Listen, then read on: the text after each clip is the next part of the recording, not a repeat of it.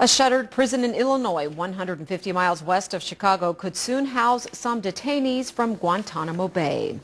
Hello, everyone. Thanks for joining us today. The Thomson Correctional System has remained virtually empty for the past 8 years. But later today, the White House is expected to announce that facility will become home to dozens of terrorist suspects who are currently being held at Guantanamo Bay.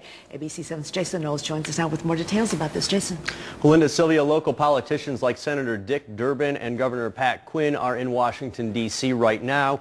In just hours, they will be meeting together, awaiting President Obama's announcement that a nearly empty prison 150 miles west of Chicago will be the new home for suspected terrorists.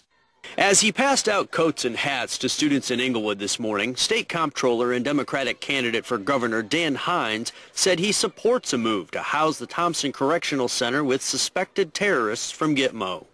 We can see some positive benefits to it, especially in the area in terms of economic development. So our national security and the safety and well-being of the people of Illinois have to be paramount. It's a similar opinion shared with one of his opponents in the primary, current Governor Pat Quinn, who has been pushing for the prison plan. We have a secure, safe, maximum security prison, and this can do the job.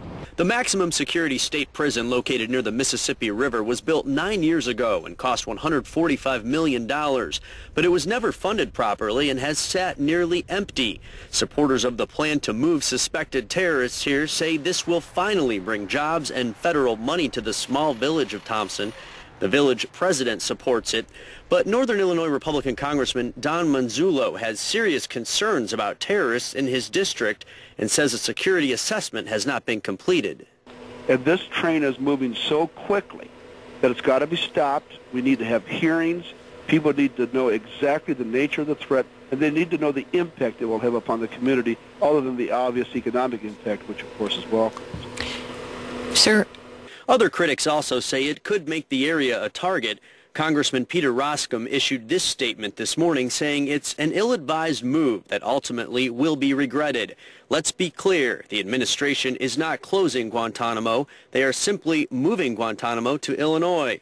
Illinois deserves a better Christmas present than hardened terrorists. This is a sensitive issue, but it's important that we look at the facts, and the facts are that the Obama administration is looking carefully at several different sites, and they're going to make a choice based on what's best for America, what's best for the safety and well-being of our people. Under the plan, no more than 100 detainees would be in the Thomson facility. Governor Quinn hopes the federal government will give Illinois anywhere between $150 to $200 million for Thomson. Linda, Sylvia, on one hand, you have an economic boost for a town that's really in need, and on the other hand, you have some security concerns. Okay, thanks.